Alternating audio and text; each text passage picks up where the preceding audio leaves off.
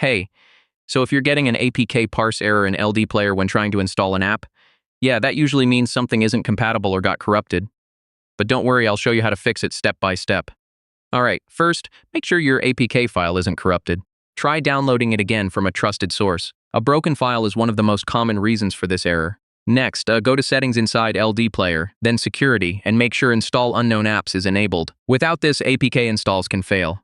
Now, this one's important. Make sure the APK supports your Android version in LDPlayer. If the app requires a higher version, it won't install. Okay, so go to System Apps, open Settings, then Apps, and find Package Installer. Clear its cache and data.